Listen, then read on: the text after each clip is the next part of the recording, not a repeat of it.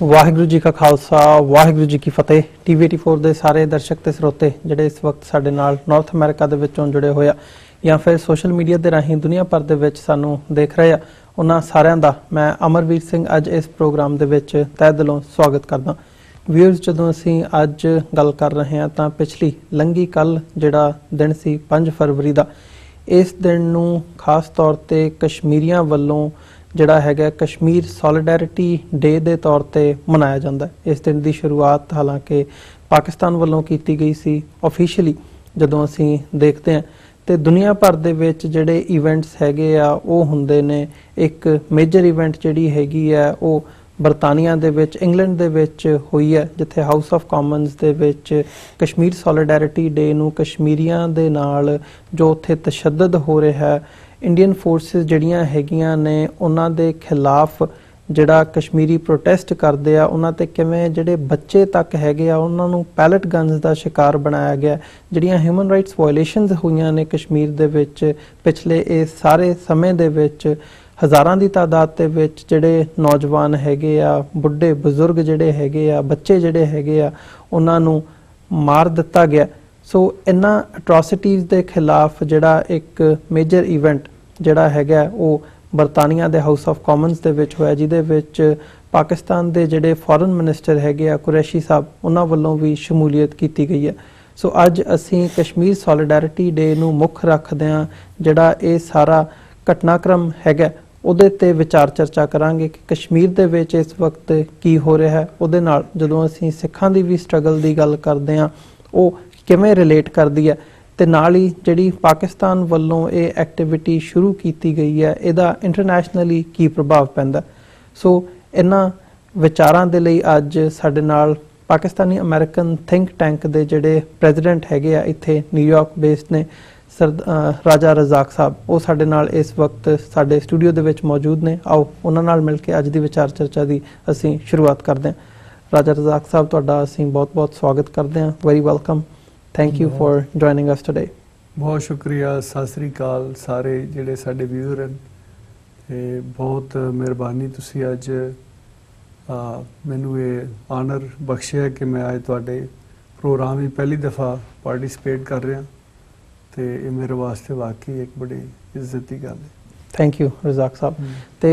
ਰਾਜਾ ਰਜ਼ਾਕ ਸਾਹਿਬ, ਗੱਲ ਕਰਨੀ ਹੋਵੇ, ਸ਼ੁਰੂਆਤ ਕਰੂੰਗਾ ਮੈਂ ਕਸ਼ਮੀਰ ਸੋਲੀਡੈਰਿਟੀ ਡੇ ਤੋਂ। ਅਸੀਂ ਦੇਖਦੇ ਹਾਂ ਕੋਈ ਕਸ਼ਮੀਰ ਦੀ ਜਿਹੜੀ ਸਟਰਗਲ ਹੈਗੀ ਹੈ ਨਵੀਂ ਨਹੀਂ ਹੈਗੀ। ਖਾਸ ਤੌਰ ਤੇ ਜਦੋਂ 89 ਤੋਂ ਬਾਅਦ ਦਾ ਟਾਈਮ ਪੀਰੀਅਡ ਦੇਖਦੇ ਹਾਂ ਤਾਂ ਇੱਕ ਜਿਹੜੀ ਮਿਲੀਟੈਂਟ ਸਟਰਗਲ ਹੈਗੀ ਹੈ ਉਹਨੇ ਜਨਮ ਲਿਆ। ਤੇ ਅੱਜ ਜਦੋਂ ਕਸ਼ਮੀਰ ਵੱਲ ਨਜ਼ਰ ਮਾਰਦੇ ਹਾਂ ਤਾਂ ਜਿਹੜਾ ਬੱਚਾ ਹੈਗਾ ਕਸ਼ਮੀਰ ਦਾ, ਉਹ ਆਜ਼ਾਦੀ ਦੇ ਨਾਰੇ ਲਾਉਂਦਾ। ਇਸ ਲੈਵਲ ਤੱਕ ਜਿਹੜੀ ਕਨਵਿਕਸ਼ਨ ਹੈਗੀ ਹੈ ਕਸ਼ਮੀਰੀਆਂ ਦੀ, ਉਹਨੂੰ ਤੁਸੀਂ ਇੱਕ ਪਾਕਿਸਤਾਨੀ ਹੋਣ ਦੇ ਨਾਤੇ ਇੱਥੇ ਡਾਇਸਪੋਰਾ ਦੇ ਵਿੱਚ ਬੈਠੇ ਹੋ, ਕਿਵੇਂ ਐਨਾਲਾਈਜ਼ ਕਰਦੇ ਹੋ, ਕਿਵੇਂ ਦੇਖਦੇ ਹੋ? ਜੀ ਬਹੁਤ ਸ਼ੁਕਰੀਆ ਅਮਰਵੀਰ ਜੀ। ਜਿਸ ਤਰ੍ਹਾਂ ਤੁਸੀਂ ਕਿਹਾ ਕਿ ਇਹ ਕਸ਼ਮੀਰ ਦੀ ਤਾਰੀਖ ਬੜੀ ਪੁਰਾਣੀ ਹੈ, ਤਕਰੀਬਨ ਹੁਣ 70-71 ਸਾਲ ਹੋ ਗਏ, ਔਰ ਕਸ਼ਮੀਰੀ ਜਿਹੜੀ ਉਹਨਾਂ ਦੀ ਪਹਿਲੇ ਦਿਨ ਤੋਂ ਡਿਮਾਂਡ ਸੀ ਕਿ ਅਸੀਂ ਪਾਕਿਸਤਾਨ ਦਾ ਹਿੱਸਾ ਬਣਨਾ ਚਾਹੁੰਦੇ ਹਾਂ, ਉਹ ਅੱਜ ਵੀ ਉਸੇ ਜਗ੍ਹਾ ਤੇ ਕਾਇਮ ਹਨ, ਔਰ ਉਸੇ ਮਕਸਦ ਵਾਸਤੇ ਜਿਹੜੀ ਹੈ ਉਹ ਜਿੱਦੋ-ਜਹਿਦ ਕਰ ਰਹੇ। ਉਹ ਵੀ ਸਮਝਦੇ ਨੇ ਕਿ ਅਸੀਂ ਪਾਕਿਸਤਾਨ ਤੋਂ ਬਗੈਰ ਰਹਿ ਨਹੀਂ ਸਕਦੇ। ਪਾਕਿਸਤਾਨ ਕਸ਼ਮੀਰ ਹੈ ਤੇ ਕਸ਼ਮੀਰ ਪਾਕਿਸਤਾਨ ਹੈ। ਇਹਦੇ ਤੇ ਯੂਨਾਈਟਿਡ ਨੇਸ਼ਨਸ ਦੇ ਰੈਜ਼ੋਲੂਸ਼ਨਸ ਵੀ ਹੈਗੇ ਆ ਵੀ ਕਸ਼ਮੀਰ ਦੇ ਵਿੱਚ ਪਲੈਬਿਸਾਈਟ ਕਰਵਾਇਆ ਜਾਵੇ, ਰਾਇਸ਼ੁਮਾਰੀ ਕਰਵਾਈ ਜਾਵੇ, ਰੈਫਰੈਂਡਮ ਕਰਵਾਇਆ ਜਾਵੇ ਕਿ ਕਸ਼ਮੀਰ ਦੇ ਲੋਕ ਫੈਸਲਾ ਕਰਨ ਕਿ ਉਹਨਾਂ ਨੇ ਆਪਣੀ ਜਿਹੜੀ ਸੈਲਫ ਡਿਟਰਮੀਨੇਸ਼ਨ ਦਾ, ਜਿਹਨੂੰ ਅਸੀਂ ਰਾਈਟ ਕਹਿੰਦੇ ਆ, ਕਿ ਉਹਨਾਂ ਨੇ ਕੀ ਕਰਨਾ ਅੱਗੇ। ਪਰ ਉਹ ਜਿਹੜਾ ਹੱਕ ਹੈਗਾ ਉਹ ਵੀ ਉਹਨਾਂ ਨੂੰ ਹਜੇ ਤੱਕ ਨਹੀਂ ਮਿਲ ਸਕਿਆ ਇੰਨੇ ਰੈਜ਼ੋਲੂਸ਼ਨਸ ਹੋਣ ਦੇ ਬਾਵਜੂਦ। ਜੀ ਬਿਲਕੁਲ, ਤੁਹਾਡੀ ਗੱਲ ਬਿਲਕੁਲ ਠੀਕ ਹੈ। ਯੂਨਾਈਟਿਡ ਨੇਸ਼ਨ ਦੇ ਏਜੰਡੇ, ਜਿੰਨੀ ਯੂਨਾਈਟਿਡ ਨੇਸ਼ਨ ਦੀ ਲਾਈਫ ਹੈ, ਉਸ ਦਾ ਸਭ ਤੋਂ ਪੁਰਾਣਾ ਜਿਹੜਾ ਡਿਸਪਿਊਟਡ ਜਿਹੜਾ ਇੱਕ ਏਜੰਡਾ ਹੈ ਉਹ ਕਸ਼ਮੀਰ ਦਾ ਹੈ ਜੀ। ਤਕਰੀਬਨ ਹੁਣ 70-71 ਸਾਲ ਹੋ ਗਏ, ਔਰ ਇਹ ਪ੍ਰੋਮਿਸ ਜਿਹੜੀ ਰੈਜ਼ੋਲੂਸ਼ਨ ਸੀ ਸੈਲਫ ਡਿਟਰਮੀਨੇਸ਼ਨ ਦੀ, ਇਹ ਪਾਕਿਸਤਾਨ ਯੂਨਾਈਟਿਡ ਨੇਸ਼ਨ ਵਿੱਚ ਨਹੀਂ ਸੀ ਲੈ ਕੇ ਗਿਆ, ਇਹ ਇੰਡੀਆ ਖੁਦ ਲੈ ਕੇ ਗਿਆ ਸੀ ਕਿ ਅਸੀਂ ਕਸ਼ਮੀਰੀਆਂ ਨੂੰ ਜਿਹੜਾ ਹੈ ਉਹ ਮੌਕਾ ਦੇਵਾਂਗੇ ਕਿ ਉਹ ਡਿਸਾਈਡ ਕਰਨ ਕਿ ਉਹਨਾਂ ਕਿਸ ਸਾਈਡ ਤੇ ਜਾਣਾ ਹੈ, ਇੰਡੀਆ ਦੇ ਨਾਲ ਰਹਿਣਾ ਨੇ ਜਾਂ ਪਾਕਿਸਤਾਨ ਦੇ ਨਾਲ ਰਹਿਣਾ ਨੇ। ਮਗਰ ਉਸ ਤੋਂ ਬਾਅਦ ਜਿਹੜਾ ਟਾਈਮ ਗੁਜ਼ਰ ਗਿਆ ਤੇ ਹਿੰਦੂ ਦੀ ਇੱਕ ਤਾਰੀਖ ਹੈ ਕਿ ਮਕਾਰੀ ਤਾਂ ਉਹ ਕਰਦੇ ਹੀ ਹੈ ਕਿ ਮਕਾਰੀ ਨਾਲ ਉਸਨੇ ਉਸ ਵਕਤ ਪ੍ਰੋਮਿਸ ਕਰਕੇ ਜਿਹੜੇ ਮਕਾਸਦ ਸਨ ਉਹ ਹਾਸਲ ਤੇ ਕਰ ਲਏ, ਮਗਰ ਇਤਨੇ ਵਰੇ ਗੁਜ਼ਰਨੇ ਤੋਂ ਬਾਅਦ ਵੀ ਉਹ ਇਸ ਚੀਜ਼ ਨੂੰ ਜਿਹੜਾ ਉਹ ਰਿਫਿਊਜ਼ ਕੀਤੀ ਜਾ ਰਹੇ ਨੇ। ਪਾਕਿਸਤਾਨ ਕਸ਼ਮੀਰੀਆਂ ਦਾ ਕੇਸ ਜਿਹੜਾ ਉਹ ਪਿਛਲੇ 71-72 ਸਾਲ ਤੋਂ ਲੜ ਰਿਹਾ ਯੂਨਾਈਟਿਡ ਨੇਸ਼ਨ ਦੇ, ਔਰ ਪੂਰੀ ਦੁਨੀਆ ਦੇ ਅਸੀਂ ਇਸ ਚੀਜ਼ ਨੂੰ ਜਿਹੜਾ ਉਜਾਗਰ ਕਰਦੇ ਰਹਿੰਦੇ ਆ। ਸਪੈਸ਼ਲੀ ਤੁਸੀਂ ਜ਼ਿਕਰ ਕੀਤਾ ਹੈ ਕਿ ਕੱਲ ਜਿਹੜਾ ਗੁਜ਼ਰਿਆ 5 ਫਰਵਰੀ, ਇਹ ਦਿਨ ਅਸੀਂ ਕਸ਼ਮੀਰੀਆਂ ਵਾਸਤੇ ਸੋਲੀਡੈਰਿਟੀ ਡੇ ਮਨਾਉਂਦੇ ਆ ਤਾਂ ਕਿ ਉਹਨਾਂ ਨੂੰ ਇਹ ਅਹਿਸਾਸ ਹੁੰਦਾ ਰਹੇ ਕਿ ਅਸੀਂ ਇਕੱਲੇ ਨਹੀਂ ਆ, ਸਾਡੇ ਨਾਲ ਪੂਰਾ ਪਾਕਿਸਤਾਨ ਖੜੇ ਹੈ, ਬੱਚਾ ਖੜੇ ਹੈ, ਤੇ ਅਸੀਂ ਕਿਸੇ ਵੀ ਤਰੀਕੇ ਨਾਲ ਆਪਣੇ ਕਸ਼ਮੀਰੀ ਭੈਣ ਭਾਈ ਜਿਹੜੇ ਉਹਨਾਂ ਨੂੰ ਕਦੇ ਇਕੱਲਿਆਂ ਨਹੀਂ ਛੱਡਾਂਗੇ। ਦੂਸਰੀ ਗੱਲ, ਤੁਸੀਂ ਬੱਚਿਆਂ ਦਾ ਜ਼ਿਕਰ ਕੀਤਾ, ਨੌਜਵਾਨਾਂ ਦਾ ਜ਼ਿਕਰ ਕੀਤਾ, ਬਜ਼ੁਰਗਾਂ ਦਾ ਜ਼ਿਕਰ ਕੀਤਾ, ਔਰਤਾਂ ਬੱਚੀਆਂ ਦਾ ਜ਼ਿਕਰ ਕੀਤਾ। ਅੱਜ ਵੀ ਤੁਸੀਂ ਦੇਖੋ ਕਿ ਕੋਈ ਵੀ ਚੈਨਲ ਦੇਖੋ, ਸੋਸ਼ਲ ਮੀਡੀਆ ਕੋਈ ਉਸ ਤੇ ਤੁਸੀਂ ਨਜ਼ਰ ਮਾਰੋ ਜੀ, ਤਾਂ ਸਕੂਲ ਦੇ ਬੱਚੇ ਛੋਟੇ ਛੋਟੇ 7 ਸਾਲ ਦੇ 8 ਸਾਲ ਦੇ ਪਿੱਛੇ ਉਹਨਾਂ ਬਸਤੇ ਪਾਏ ਹੋਏ, ਮਗਰ ਪ੍ਰੋਟੈਸਟ ਵਿੱਚ ਵੀ ਸ਼ਾਮਲ ਹਨ। ਇੰਡੀਅਨ ਜਿਹੜੀ ਫੌਜ ਹੈ ਉਹਦੇ ਤੇ ਉਹ ਪਥਰਾਓ ਵੀ ਕਰ ਰਹੇ ਨੇ। ਤੇ ਜਿਸ ਵਕਤ ਕੋਈ ਤਹਿਰੀਕ ਇਸ ਲੈਵਲ ਤੱਕ ਕਿਸੇ ਦੇ ਅੰਦਰ ਰਸ ਬਚ ਜਾਵੇ, ਉਸ ਨੂੰ ਖਤਮ ਕਰਨਾ ਨਾਮੁਮਕਿਨ ਚੀਜ਼ ਹੈ ਕਿ ਬੱਚਿਆਂ ਨੂੰ ਤੁਸੀਂ ਤੇ ਨਹੀਂ ਉਸ ਲੈਵਲ ਤੇ ਟੀਚ ਕਰ ਸਕਦੇ ਕਿ ਜਾ ਕੇ ਤੁਸੀਂ ਇੰਨੇ ਅਗਰੈਸਿਵ ਹੋਵੋ ਕਿ ਇੱਕ ਜਿਹੜੀ ਹੈ ਇੱਕ ਫੌਜ ਦੇ ਨਾਲ ਤੁਸੀਂ ਟਕਰਾ ਜਾਓ। ਠੀਕ ਹੈ, ਇਹ ਯਾਨੀ ਕਿ ਦੁਨੀਆ ਦੀ ਤਾਰੀਖ ਵਿੱਚ ਬਹੁਤ ਹੀ ਘੱਟ ਇਸ ਤਰ੍ਹਾਂ ਤਹਿਰੀਕਾਂ ਆਈਆਂ, ਔਰ ਫਿਰ ਨੌਜਵਾਨ ਤਕਰੀਬਨ ਲੱਖ ਤੋਂ ਉੱਪਰ ਜਿਹੜੇ ਲੋਕੀ ਉੱਥੇ ਸ਼ਹੀਦ ਹੋ ਗਏ, ਮਗਰ ਉਹਨਾਂ ਦੀ ਜਿਹੜੀ ਕਮਿਟਮੈਂਟ ਹੈ ਉਹ ਬਿਲਕੁਲ ਉਸ ਤੋਂ ਪਿੱਛੇ ਨਹੀਂ, ਫਰਕ ਨਹੀਂ ਆ ਰਿਹਾ। ਬਜ਼ੁਰਗ ਤੁਸੀਂ ਦੇਖੋ, ਆਪਣੇ ਗਿਲਾਨੀ ਸਾਹਿਬ ਮਤਲਬ ਤਕਰੀਬਨ ਉਹਨਾਂ ਦੀ 80-90 ਸਾਲ ਉਹਨਾਂ ਦੀ ਏਜ ਹੋ ਗਈ ਹੈ, ਮਗਰ ਉਹਨਾਂ ਦਾ ਜਜ਼ਬਾ ਅੱਜ ਵੀ ਜਵਾਨ ਹੈ। ਉਹ ਕਿਸੇ ਸੂਰਤ ਜਿਹੜਾ ਉਸ ਤਰੀਕ ਤੋਂ ਪਿੱਛੇ ਹੋਣ ਵਾਸਤੇ ਤਿਆਰ ਨਹੀਂ। ਬੱਚੀਆਂ ਦਾ ਤੁਸੀਂ ਦੇਖੋ,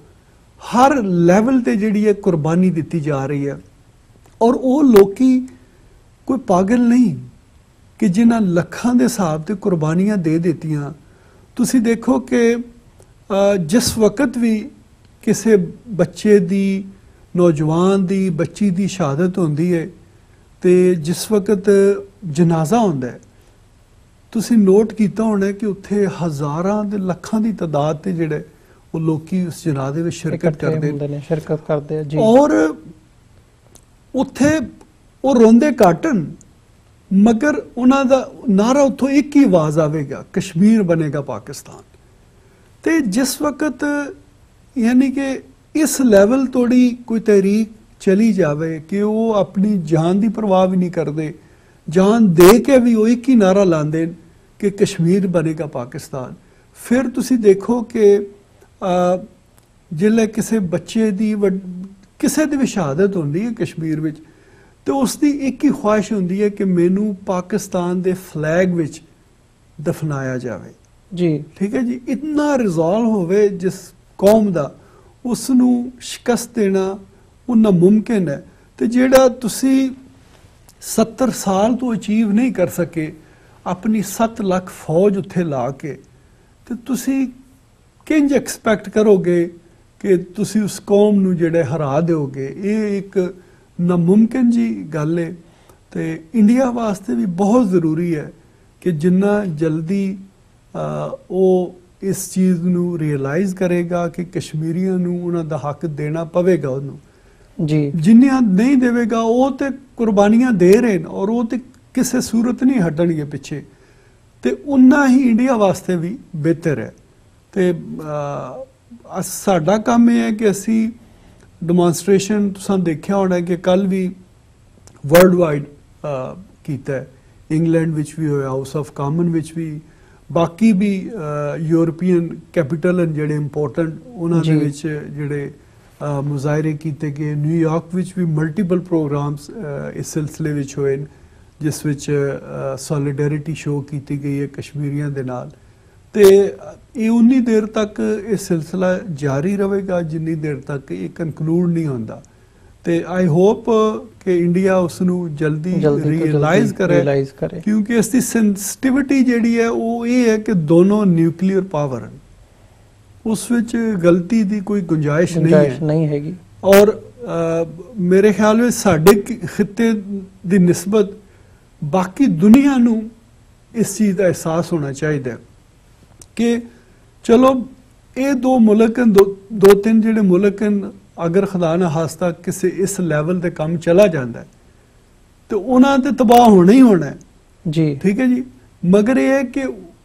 उन्हों की तबाही के नाल बाकी दुनिया भी जिहड़ी है वो महफूज नहीं रहेगी। जाहिर है अगर काम न्यूक्लियर तोड़ी पहुँचता है तो उस तो बाद तो फिर किसी कुछ नहीं आएगा। तो इस वास्ते हाँ इस वास्ते बेहतर है कि यूनाइटेड नेशन नू और बाकी जितने ममालिक हैं, अमेरिका की आवाज़ है, इंग्लैंड की आवाज़ है, फ्रांस है, जर्मनी, जिन्ने भी मेजर प्लेयर हैं दुनिया के, उन्होंने चाहिए कि इंडिया नू इस चीज़ से राज़ी किया जाए कि जिहड़ा उन्हें प्रॉमिस किया है कश्मीरियों के नाल उसनू जिहड़ा वो फुलफिल करे, जिहड़ा राइट टू सैल्फ डिटरमिनेशन हैगा वो कश्मीरियों नू दिता जावे। ते जे पाकिस्तान दी पॉलिसी दी गल करनी होवे तां पिछले समय दे विच की उहदे च चेंजेस नज़र आउंदियां ने, खास तौर ते जदों दे इमरान खान साहब पावर दे विच आए हैगे आ। हुण जदों कुरैशी साहब दी जिहड़ी कल दी स्टेटमेंट भी हैगी आ, भावें उहदे विच जिहड़ियां गल्लां उन्हां ने कीतियां ने ओह अपनी गल कहण दे हक दी आज़ादी दी गल होवे या अदरवाइज जदों असीं देखदे हां तां जिहड़ी पाकिस्तान दी फॉरन पॉलिसी हैगी है उन्हां ने भी इहदे ते जिहड़ा हैगा एक अग्रैसिव स्टांस लिया। मैं समझूंगा कि जिहड़ी इमरान खान दी हुकूमत हैगी है ते की देखदे हो कि इहदे जिहड़े इफैक्ट्स हैगे आ ओह की हो सकदे आ ते जिहड़ियां चेंजेस आ रहीआं ने ओह उन्हां नूं तुसीं किवें एनालाइज करदे हो? देखो कि जिथों थोड़ी गल है ना कश्मीर दी, कश्मीर के मसले ते साडी फॉरन पॉलिसी जिहड़ी है ना वो कदे चेंज नहीं होंदी, ठीक जी, हमेशा अग्रैसिव ही रहिंदी है। हुण तुसीं देखो कि पिछले 5 साल का मैं जिक्र करांगा, नवाज शरीफ साहब प्राइम मिनिस्टर सन और मैनू बड़ा क्लोजली देखण दा भी जिहड़ा मौका मिलिया कि हर साल यूनाइटेड नेशन दा जदों भी सैशन होंदा सी उस विच उन्हां बड़ा अग्रैसिवली इस चीज़ नूं जिहड़ा परसू कीता और दुनिया के सामने जिहड़ा वो रखिया है। स्पैशली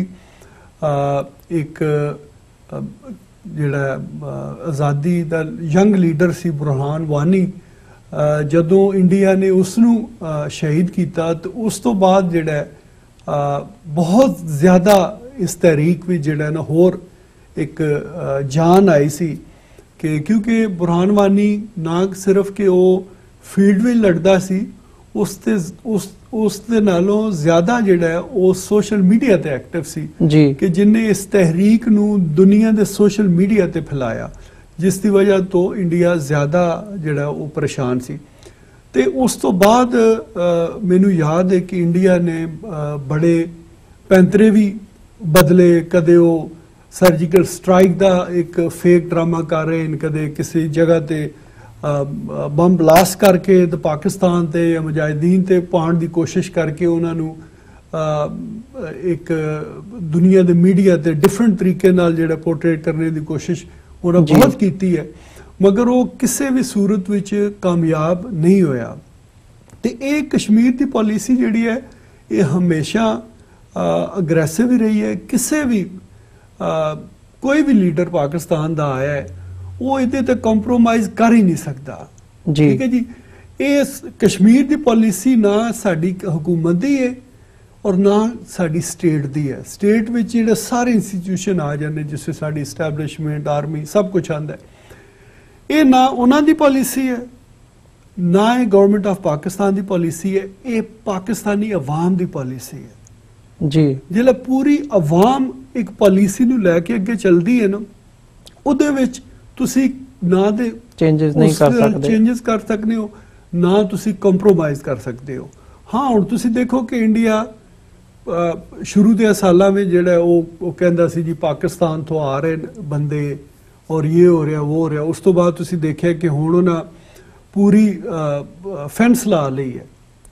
ਕਸ਼ਮੀਰ ਦੇ ਬਾਰਡਰ ਤੇ ਜੀ, ਕਿ ਜਿਹੜੀ ਇੱਕ ਹੋਰ ਜਿਹੜੀ ਹੈ ਮਤਲਬ ਇੰਟਰਨੈਸ਼ਨਲ ਲਾਜ਼ ਦੀ ਜਿਹੜੀ ਹੈ ਉਹ ਵਾਇਲੇਸ਼ਨ ਸੀ ਜੀ। ਮਗਰ ਇਸ ਦੇ ਬਾਵਜੂਦ ਜਿਹੜਾ ਦੇਖੋ ਕਿ ਉਹ ਜਿਹੜੀ ਤਹਿਰੀਕ ਹੈ ਉਹ ਖੁਦ ਉੱਥੇ ਦੇ ਜਿਹੜੇ ਬਾਸੀ ਕਸ਼ਮੀਰੀ ਜਿਹੜੇ ਉਹਨਾਂ ਦੀ ਆਪਣੀ ਜ਼ਾਤੀ ਤਹਿਰੀਕ ਹੈ ਔਰ ਉਹ ਆਪਣੇ ਤੇ ਆਪ ਜਿਹੜਾ ਇਸ ਤਹਿਰੀਕ ਨੂੰ ਜਿਹੜਾ ਅੱਗੇ ਲੈ ਕੇ ਜਾ ਰਹੇ। ਸਾਡੀ ਡਿਪਲੋਮੈਟਿਕ ਸਪੋਰਟ ਜਿਹੜੀ ਹੈ ਉਹ ਤੇ ਪਾਕਿਸਤਾਨ ਦੀ ਰਹਿੰਦੀ ਹੈ। ਸਾਡਾ ਕੰਮ ਇਹ ਹੈ ਕਿ ਦੁਨੀਆ ਨੂੰ ਜਿਹੜਾ ਇੰਡੀਆ ਦਾ ਦੱਸਣਾ ਕਿ ਜੋ ਕੁਝ ਉਹ ਜ਼ੁਲਮ ਜ਼ਿਆਦਤੀਆਂ ਕਰ ਰਹੇ ਨੇ ਉਸ ਦਾ ਜਿਹੜਾ ਪ੍ਰਚਾਰ ਅਸਾਂ ਕਰਨਾ ਹੈ, ਇੰਡੀਆ ਨੂੰ ਐਕਸਪੋਜ਼ ਕਰਨਾ ਹੈ। ਦੇਖੋ ਨਾ 1 ਲੱਖ ਜਿਹੜਾ ਬੰਦਾ ਮਾਰ ਦੇਣਾ ਔਰ ਇੱਕ ਇਸ ਛੋਟੇ ਜਿਹੇ ਰੀਜਨ ਵਿੱਚ 7 ਲੱਖ ਫੌਜ ਰੱਖਣੀ ਕੋਈ ਮਜ਼ਾਕ ਨਹੀਂ ਹੈ। ਯਾਨੀ ਕਿ ਹਰ 5-10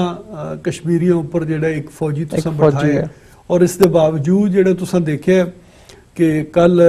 ਮੋਦੀ ਸਾਹਿਬ ਵਿਜ਼ਿਟ ਕੀਤਾ ਕਸ਼ਮੀਰ ਦਾ ਔਰ ਜਿਸ ਤਰੀਕੇ ਨਾਲ ਉਹਨਾਂ ਦਾ ਸਵਾਗਤ ਹੋਇਆ ਇੰਤਹਾਈ ਸ਼ਰਮਨਾਕ ਕਿ ਇੱਕ ਪ੍ਰਾਈਮ ਮਿਨਿਸਟਰ ਜਾ ਰਿਹਾ ਇੱਕ ਸਟੇਟ ਵਿੱਚ ਔਰ ਤੁਸੀਂ ਪਤਾ ਨਹੀਂ ਫੋਟੋ ਜੋ ਦੇਖਿਆ ਜਾਂ ਨਹੀਂ ਸ਼ਟਡਾਊਨ ਸੀਗਾ ਕਸ਼ਮੀਰ ਕੰਪਲੀਟ ਪੂਰਾ ਸ਼ਟਡਾਊਨ ਸੀ ਔਰ ਈਵਨ ਜਿਹੜਾ ਬੰਦਾ ਉਸ ਨੂੰ ਰਿਸੀਵ ਕਰ ਰਿਹਾ ਸੀ ਉਸ ਦੇ ਹੱਥ ਵਿੱਚ ਇੱਕ ਛੋਟਾ ਜਿਹਾ ਗੁਲਾਬ ਦਾ ਫੁੱਲ ਸੀ। ਯਾਨੀ ਕਿ ਨਾ ਗੁਲਦਸਤਾ ਵੀ ਨਹੀਂ ਉਹ ਬਣਾ ਕੇ ਉਹਨੂੰ ਦੇ ਸਕੇ। ਤੇ ਜਿਸ ਤੇ ਪ੍ਰਾਈਮ ਮਿਨਿਸਟਰ ਦਾ ਇਸ ਤਰੀਕੇ ਨਾਲ ਸਵਾਗਤ ਹੋਵੇ ਤੇ ਬਾਕੀ ਤੁਸੀਂ ਖੁਦ ਸੋਚ ਲਵੋ ਕਿ ਉਹ ਜੋ ਮਰਜ਼ੀ ਹੈ ਕਰ ਲਵਣ, ਜਿੰਨਾ ਮਰਜ਼ੀ ਹੈ ਦੌਰ ਲਾ ਲਵਣ, ਕਸ਼ਮੀਰੀ ਜਿਹੜਾ ਉਹ ਕਿਸੇ ਸੂਰਤ ਦਬਣਗੇ ਨਹੀਂ ਵਾਸਤੇ ਤਿਆਰ ਨਹੀਂ ਹੈ ਜੀ। ਤੇ ਇਸ ਦੇ ਨਾਲ ਜਦੋਂ ਅਸੀਂ ਸਿੱਖਾਂ ਦੀ ਸਟਰਗਲ ਬਾਬਤ ਗੱਲ ਕਰਦੇ ਹਾਂ, ਉਹਨਾਂ ਦੀ ਜਿਹੜੀ ਸਟਰਗਲ ਹੈਗੀ ਹੈ ਸਿੱਖਾਂ ਦੀ, ਉਹਨੂੰ ਤੁਸੀਂ ਕਿਵੇਂ ਕਸ਼ਮੀਰ ਦੀ ਸਟਰਗਲ ਦੇ ਨਾਲ ਰਿਲੇਟ ਕਰਕੇ ਦੇਖਦੇ ਹੋ? ਕਿਉਂਕਿ ਇੱਥੇ ਬਾਹਰ ਜਿੱਥੇ ਅਸੀਂ ਵੀ ਬੈਠੇ ਹਾਂ ਇੱਥੇ ਵੀ ਦੇਖਿਆ ਜਾਂਦਾ ਹੈ, ਭਾਵੇਂ ਉਹ 15 ਅਗਸਤ ਦੀ ਗੱਲ ਹੋਵੇ ਜਾਂ ਜਿਵੇਂ ਕਸ਼ਮੀਰ ਸੋਲੀਡੈਰਿਟੀ ਡੇ ਦੀ ਵੀ ਗੱਲ ਹੋਵੇ, ਤਾਂ ਜਿਹੜੇ ਪ੍ਰੋਟੈਸਟ ਹੁੰਦੇ ਆ ਉਹਦੇ ਵਿੱਚ ਕਸ਼ਮੀਰੀ ਵੀ ਤੇ ਸਿੱਖ ਵੀ ਦੋਵੇਂ ਇਕੱਠੇ ਪਾਰਟਿਸਿਪੇਟ ਕਰਦੇ ਆ। ਤੇ ਇੰਡੀਆ ਵੱਲੋਂ ਉਹਦੇ ਤੇ ਕਾਫੀ ਜਿਹੜਾ ਡੂੰਘਾ ਪ੍ਰੋਟੈਸਟ ਹੈਗਾ ਉਹ ਬਾਹਰਲੇ ਮੁਲਕਾਂ ਤੱਕ ਕੀਤਾ ਜਾਂਦਾ। ਉਹ ਭਾਵੇਂ US ਦੀ ਗੱਲ ਹੋਵੇ, ਕੈਨੇਡਾ ਦੀ ਗੱਲ ਹੋਵੇ ਜਾਂ ਯੂਰਪ ਦੇ ਵਿੱਚ ਜਿਹੜੇ ਕੰਟਰੀਜ਼ ਹੈਗੇ ਆ ਉਹਨਾਂ ਦੀ ਗੱਲ ਹੋਵੇ। ਦੇਖੋ ਜੀ ਗੱਲ ਇਹ ਹੈ ਕਿ ਇਹ ਤਾਂ ਦੁਨੀਆ ਪੂਰੀ ਜਿਹੜੀ ਇਸ ਚੀਜ਼ ਦੀ ਜਿਹੜੀ ਹੈ ਉਹ ਆਜ਼ਾਦੀ ਦਿੰਦੀ ਹੈ ਕਿ ਜਿੱਥੇ ਵੀ ਹਿਊਮਨ ਰਾਈਟਸ ਵਾਇਲੇਸ਼ਨਾਂ ਹੋ ਰਹੀਆਂ ਉਸ ਦੇ ਵਾਸਤੇ ਆਵਾਜ਼ ਉਠਾਉਣਾ ਜਿਹੜਾ ਉਹ ਸਭ ਦਾ ਹੱਕ ਹੈ ਜੀ। ਠੀਕ ਹੈ ਜੀ, ਉਸ ਹੱਕ ਨੂੰ ਅਸੀਂ ਐਕਸਰਸਾਈਜ਼ ਕਰਦੇ ਹਾਂ ਔਰ ਜਿਸ ਤਰੀਕੇ ਦੇ ਨਾਲ ਜ਼ੁਲਮ ਔਰ ਬਰਬਰੀਅਤ ਕਸ਼ਮੀਰੀਆਂ ਤੇ ਕੀਤੀ ਜਾਂਦੀ ਹੈ ਇਸੇ ਤਰੀਕੇ ਦੇ ਨਾਲ ਜਿਹੜੇ ਸਾਡੇ ਸਿੱਖ ਭੈਣ ਭਰਾ ਉਹਨਾਂ ਤੇ ਵੀ ਜ਼ੁਲਮ ਤਸ਼ੱਦਦ ਇੰਝ ਹੀ ਕੀਤਾ ਜਾਂਦਾ। ਅੱਜ ਵੀ ਤੁਸੀਂ ਦੇਖੋ ਪੰਜਾਬ ਵਿੱਚ ਜੋ ਕੁਝ ਉਹ ਹਾਲ ਹੈ, ਬੰਦਿਆਂ ਨੂੰ ਚੁੱਕ ਕੇ ਲੈ ਜਾਂਦੇ ਨੇ, ਮਾਰ ਦਿੰਦੇ ਨੇ ਔਰ ਜੂਨ 84 ਤੇ ਸਭ ਨੂੰ ਯਾਦ ਹੀ ਹੈ ਕਿ ਜਿਹੜਾ ਮੈਸਕਰ ਕੀਤਾ ਗਿਆ ਸੀ ਸਿੱਖਾਂ ਦਾ ਜੀ। ਤੇ ਜੇ ਤੁਸੀਂ ਇੰਨਾ ਜ਼ੁਲਮ ਔਰ ਤਸ਼ੱਦਦ ਅਪਣਾਓਗੇ ਫਿਰ ਜਿਹੜਾ ਕਿਸੇ ਵੀ ਤਹਿਰੀਕ ਨੂੰ ਦਬਾਣਾ ਜਿਹੜਾ ਉਹ ਮੁਮਕਿਨ ਨਹੀਂ ਹੈ। ਇਸ ਵਾਸਤੇ ਸਿੱਖਾਂ ਦਾ ਔਰ ਕਸ਼ਮੀਰੀਆਂ ਦਾ ਦੁੱਖ ਸਾਂਝਾ ਹੈ, ਉਹਨਾਂ ਦੀਆਂ ਤਕਲੀਫਾਂ ਜਿਹੜੀਆਂ ਇੱਕੋ ਜਿਹੀਆਂ ਜੀ ਔਰ ਦੋਨੋਂ ਜਿਹੜੀਆਂ ਇਹ ਸਟੇਟਾਂ ਇਹ ਇੰਡੀਆ ਦੇ ਤਸੱਲਤ ਦੇ ਥੱਲੇ ਨਹੀਂ ਰਹਿਣਾ ਚਾਹੁੰਦੀ। ਹੁਣ ਦੇਖੋ ਨਾ ਤੁਸੀਂ ਅੱਜ ਤੱਕ 70 ਸਾਲ ਹੋ ਗਏ ਇੰਡੀਆ ਨੂੰ ਪਾਕਿਸਤਾਨ ਨੂੰ ਜਿਹੜਾ ਬਣਿਆ, ਸਿੱਖਾਂ ਨੂੰ ਅੱਜ ਦਿਨ ਤੱਕ ਵੀ ਜਿਹੜਾ ਉਹ ਆਜ਼ਾਦੀ ਨਹੀਂ ਹੈ ਜਿਹੜੀ ਉਹ ਡਿਜ਼ਰਵ ਕਰਦੇ ਸਨ ਜੀ। ਮੈਂ ਕਹਿੰਦਾ ਕਿ ਉਸ ਦੀ ਨਿਸਬਤ ਸਿੱਖ ਪਾਕਿਸਤਾਨ ਦੇ ਅੰਦਰ ਜਿਹੜੇ 1000 ਗੁਣਾ ਬਿਹਤਰ ਤਰੀਕੇ ਨਾਲ ਜਿਹੜੀ ਹੈ ਉਹ ਜ਼ਿੰਦਗੀ ਗੁਜ਼ਾਰ ਰਹੇ ਨੇ। ਉਹਨਾਂ ਨੂੰ ਰਿਲੀਜੀਅਸ ਰਾਈਟ ਹਰ ਕਿਸਮ ਦੇ ਜਿਹੜੇ ਹਾਸਲ ਹਨ, ਜਿਹੜੇ ਅੱਜ ਵੀ ਇੰਡੀਆ ਦੇ ਵਿੱਚ ਜਿਹੜਾ ਉਹਨਾਂ ਨੂੰ ਨਹੀਂ ਹਾਸਲ। ਤੇ ਇਸ ਤੋਂ ਵੱਧ ਜਿਹੜਾ ਹੋਰ ਕਿਹੜਾ ਜ਼ੁਲਮ ਹੋ ਸਕਦਾ ਹੈ ਕਿ ਇੱਕ ਜਿਹੜੀ ਕੌਮ ਹੈ, ਮੈਂ ਕਹਿੰਦਾ ਕਿ ਅਗਰ ਇੰਡੀਆ ਦੇ ਵਿੱਚੋਂ ਸਿੱਖ ਕੱਢ ਦਿਓ ਤਾਂ ਬਾਕੀ ਕੀ ਰਹਿੰਦਾ ਉੱਥੇ ਜੀ। ਠੀਕ ਹੈ ਜੀ। ਅਗਰ ਇੰਡੀਆ ਟੂਰਿਜ਼ਮ ਆਪਣੀ ਟੂਰਿਜ਼ਮ ਦਾ ਪ੍ਰਚਾਰ ਕਰਦਾ ਹੈ ਤੇ ਕੀ ਵੇਚਦਾ ਹੈ? ਸਿੱਖਾਂ ਦੀ ਪੱਗ ਹੀ ਹੁੰਦੀ ਹੈ ਨਾ, ਉਹਦੀ ਪਹਿਚਾਣ ਇੰਡੀਆ ਦੀ ਜਿਹੜੀ ਉਹ ਸਿੱਖਾਂ ਦੀ ਪੱਗ ਹੈ। ਤੇ ਅਗਰ ਉਹਨਾਂ ਨੂੰ ਉਹ ਇਸ ਤਰੀਕੇ ਨਾਲ ਜ਼ੁਲਮ ਕਰਕੇ ਤਾਂ ਆਪਣੇ ਥੱਲੇ ਰੱਖਣ ਦੀ ਕੋਸ਼ਿਸ਼ ਕਰੇਗਾ ਤੇ ਇਹ ਤਾਂ ਨਹੀਂ ਮੰਨਣਗੇ। ਔਰ ਉਸ ਵਿੱਚ ਵੀ ਦੇਖੋ ਕਿ ਜਿਹੜੀ ਖਾਲਿਸਤਾਨ ਦੀ ਤਹਿਰੀਕ ਹੈ ਉਹ ਵੀ ਕੋਈ ਇੱਕਦਮ ਉੱਠ ਕੇ ਨਹੀਂ ਆ ਗਈ ਜੀ। ਇਹ ਵੀ ਕਈ ਦਹਾਈਆਂ ਪੁਰਾਣੀ ਜਿਹੜੀ ਤਹਿਰੀਕ ਹੈ ਤੇ ਇਹੋ ਜਿਹੀਆਂ ਤਹਿਰੀਕਾਂ ਜਿਹੜੀਆਂ ਬੱਚਿਆਂ ਵਿੱਚ, ਜਵਾਨਾਂ ਵਿੱਚ, ਬਜ਼ੁਰਗਾਂ ਵਿੱਚ ਆ ਜਾਵੇ, ਔਰਤਾਂ ਵਿੱਚ ਆ ਜਾਵੇ, ਉਸ ਨੂੰ ਤੁਸੀਂ ਨਹੀਂ ਖਤਮ ਕਰ ਸਕਦੇ। ਮੈਂ ਬੜਾ ਅਗਲੇ ਦਿਨ ਮੇਰੇ ਖਿਆਲ ਵਿੱਚ ਗਾਲਬਨ ਇੱਕ ਮੈਂ ਕਲਿੱਪ ਦੇਖ ਰਿਹਾ ਸੀ, ਸ਼ਾਇਦ ਵਾਸ਼ਿੰਗਟਨ ਡੀਸੀ ਦਾ ਸੀ, ਤੇ ਇੱਕ ਛੋਟੀ ਬੱਚੀ ਜਿਹੜੀ ਹੈ ਉਹ ਜਿਸ ਤਰੀਕੇ ਨਾਲ ਉਹ ਗੱਲਬਾਤ ਕਰ ਰਹੀ ਸੀ ਜੀ, ਠੀਕ ਹੈ ਜੀ, ਐਂਗਰ ਸੀ ਜਿਹੜਾ ਉਸ ਬੱਚੀ ਦਾ, ਉਹ ਮੈਂ ਉਹ ਦੇਖ ਕੇ ਸਰਪ੍ਰਾਈਜ਼ ਹੋਇਆ ਕਿ ਜਿਸ ਵਕਤ ਬੱਚਿਆਂ ਨੂੰ ਵੀ ਇਸ ਚੀਜ਼ ਦਾ ਇੰਨਾ ਅਹਿਸਾਸ ਹੋਵੇ ਕਿ ਉਹਨਾਂ ਦੇ ਵੱਡਿਆਂ ਦੇ ਨਾਲ ਕਿੰਨਾ ਜ਼ੁਲਮ ਕੀਤਾ ਗਿਆ ਹੈ ਔਰ ਹੁਣ ਵੀ ਜਿਸ ਤਰੀਕੇ ਨਾਲ ਜਿਹੜਾ ਜ਼ੁਲਮ ਕੀਤਾ ਜਾ ਰਿਹਾ ਹੈ ਜੀ, ਤੇ ਉਹ ਫਿਰ ਰਿਐਕਸ਼ਨ ਤੇ ਆਵੇਗਾ। ਉਹ ਫਿਰ ਰਿਐਕਸ਼ਨ ਜਨਰੇਸ਼ਨਸ ਤੱਕ ਜਿਹੜਾ ਹੈ ਉਹ ਚੱਲਦਾ ਹੈ, ਬੱਚਿਆਂ ਵਿੱਚ ਵੀ ਹੈ, ਜਵਾਨਾਂ ਵਿੱਚ ਵੀ ਹੈ। ਪਿਛਲੇ ਸਾਲ ਵੀ ਗਾਲਬਨ ਤੁਸੀਂ ਫਲੈਗ ਰੇਜ਼ ਕੀਤਾ ਸੀ ਯੂਨਾਈਟਿਡ ਨੇਸ਼ਨ ਦੇ ਸਾਹਮਣੇ ਖਾਲਿਸਤਾਨ ਦਾ ਜੀ, ਤੇ ਉਸ ਵਿੱਚ ਵੀ ਮੈਂ ਇੱਕ ਬੜਾ ਅੱਛਾ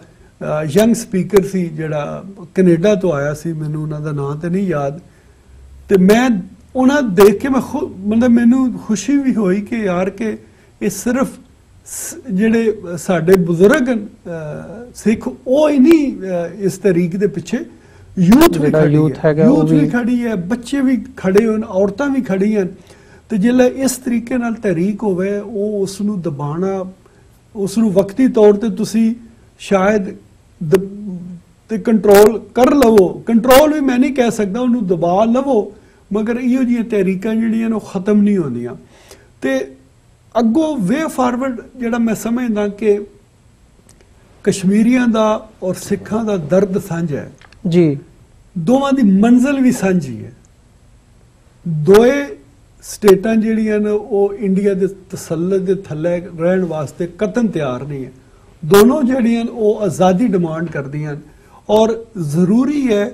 ਕਿ ਇਹ ਆਪਸ ਵਿੱਚ ਜਿੱਥੇ ਵੀ ਇਹਨਾਂ ਆਪਣਾ ਮੁੱਦਾ ਆਪਣਾ ਉਠਾਉਣਾ ਹੋਵੇ ਯੂਨਾਈਟਿਡ ਨੇਸ਼ਨ ਦੇ ਸਾਹਮਣੇ ਜਾਂ ਇੰਗਲੈਂਡ ਜਿਸ ਤਰੀਕੇ ਦੇ ਨਾਲ ਜਿਹੜਾ ਉਹ ਆਪਣੀ ਡੈਮੋਨਸਟ੍ਰੇਸ਼ਨ ਵਗੈਰਾ ਕਰਦੇ ਨੇ, ਅਗਰ ਦੋਏ ਮਿਲ ਕੇ ਕਰਨਗੇ ਤੇ ਇਸ ਵਿੱਚ ਹੋਰ ਤਾਕਤ ਆਏਗੀ, ਕਿਉਂਕਿ ਮੰਜ਼ਿਲ ਦੋਵਾਂ ਦੀ ਇੱਕ ਹੈ। ਦੋਏ ਜਿਹੜੇ ਇੰਡੀਆ ਦੇ ਤਸੱਲਤ ਤੋਂ ਆਜ਼ਾਦੀ ਚਾਹੁੰਦੇ ਨੇ ਤੇ ਇਸ ਵਾਸਤੇ ਜਿਹੜਾ ਫਿਰ ਮਕਸਦ ਇੱਕ ਹੋਵੇ ਜ਼ਿੰਦਗੀ ਦਾ, तो अगर मिल के करोगे तो सफर सौखा हो जाएगा, सौखा हो जाएगा। ठीक है जी, जी अगर वक्खो वक् करोगे तो शायद ਜਿਹੜੀ ਹੈ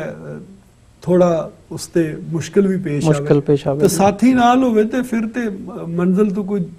ਦੂਰ ਨਹੀਂ ਰੱਖ ਸਕਦਾ ਜੀ। ਰਾਜਾ ਰਜ਼ਾਕ ਸਾਹਿਬ, ਇੱਕ ਆਖਰੀ ਸਵਾਲ, ਸਾਡਾ ਸਮਾਂ ਥੋੜਾ ਜਿਹਾ ਬਚਿਆ ਹੈ ਸ਼ੋਅ ਦਾ। ਜਿਹੜੀ ਪਾਕਿਸਤਾਨ ਦੀ ਪਾਲਿਸੀ, ਜਿਵੇਂ ਤੁਸੀਂ ਡਿਪਲੋਮੈਟਿਕ ਸਪੋਰਟ ਦੀ ਗੱਲ ਕੀਤੀ ਹੈ, ਕਸ਼ਮੀਰ ਦੀ ਸਟਰਗਲ ਨੂੰ ਹੈਗੀ ਹੈ, ਉਹੀ ਡਿਪਲੋਮੈਟਿਕ ਸਪੋਰਟ ਕੀ ਆਉਣ ਵਾਲੇ ਸਮੇਂ ਦੇ ਵਿੱਚ ਸਿੱਖ ਸਟਰਗਲ ਨੂੰ ਵੀ ਮਿਲ ਸਕਦੀ ਹੈ? ਮੈਂ ਤੇ ਡਿਮਾਂਡ ਕਰਾਂਗਾ ਜੀ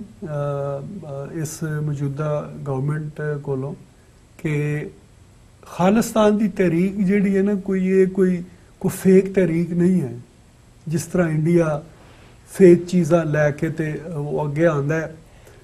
ਖਾਲਿਸਤਾਨ ਦੀ ਤਹਿਰੀਕ ਜਿਹੜੀ ਹੈ ਇੱਕ ਜੈਨੂਇਨ ਕਾਜ਼ ਹੈ, ਠੀਕ ਹੈ ਜੀ, ਜਿਸ ਨੂੰ ਯੂਨਾਈਟਿਡ ਨੇਸ਼ਨ ਦੇ ਲੈਵਲ ਤੇ ਵੀ ਰਿਕਗਨਾਈਜ਼ ਕੀਤਾ ਜਾਂਦਾ ਹੈ ਜੀ, ਠੀਕ ਹੈ ਜੀ। ਤੇ ਸਾਡੀ ਗਵਰਨਮੈਂਟ ਇਹ ਹੋਵੇ ਜਾਂ ਅੱਗੋਂ ਆਉਣ ਵਾਲੀਆਂ ਵੀ ਜਿਹੜੀਆਂ ਗਵਰਨਮੈਂਟਾਂ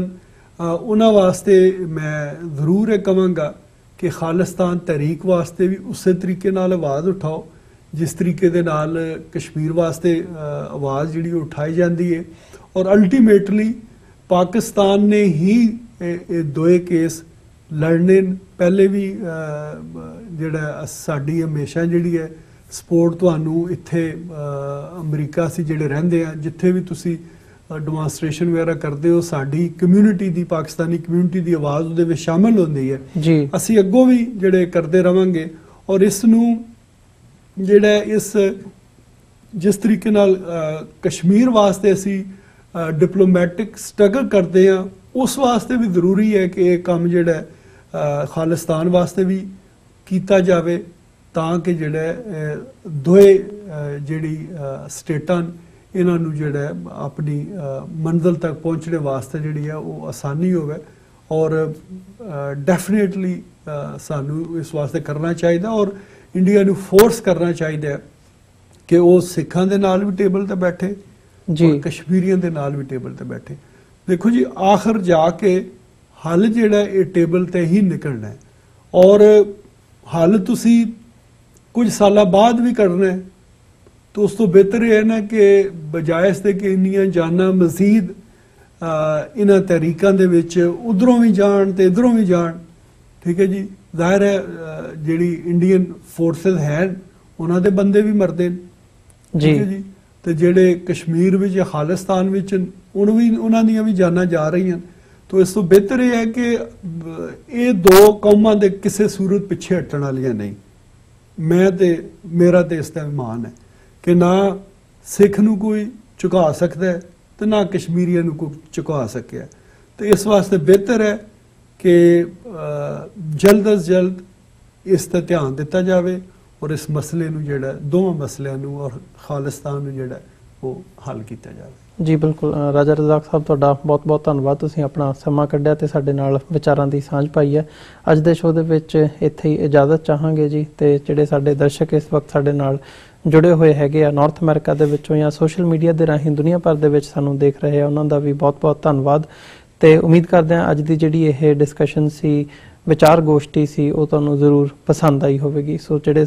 ਤੁਸੀਂ ਸਾਨੂੰ ਸੁਝਾਅ ਵੀ ਭੇਜ ਸਕਦੇ ਹੋ ਸੋਸ਼ਲ ਮੀਡੀਆ ਦੇ ਰਾਹੀਂ ਵੀ ਭੇਜ ਸਕਦੇ ਹੋ ਜਾਂ ਸਾਡੀ ਜਿਹੜੀ ਈਮੇਲ ਹੈਗੀ ਆ ਉਹਦੇ ਤੇ ਵੀ ਭੇਜ ਸਕਦੇ ਹੋ ਸੋ ਅੱਜ ਦੇ ਸ਼ੋਅ ਦੇ ਵਿੱਚ ਇੱਥੇ ਹੀ ਤੁਹਾਡੇ ਤੋਂ ਅਸੀਂ ਇਜਾਜ਼ਤ ਚਾਹਾਂਗੇ ਦੁਬਾਰਾ ਫੇਰ ਕੱਲ ਨੂੰ ਤੁਹਾਡੇ ਨਾਲ ਮੁਲਾਕਾਤ ਹੋਵੇਗੀ ਤਦ ਤੱਕ ਲਈ ਫਤਿਹ ਦੀ ਸਾਂਝ ਪਾਈਏ ਰਾਜਾ ਰਜ਼ਾਕ ਸਾਹਿਬ ਤੁਹਾਡਾ ਬਹੁਤ ਬਹੁਤ ਧੰਨਵਾਦ ਕਰਦੇ ਹਾਂ ਵਾਹਿਗੁਰੂ ਜੀ ਕਾ ਖਾਲਸਾ ਵਾਹਿਗੁਰੂ ਜੀ ਕੀ ਫਤਿਹ ਜੀ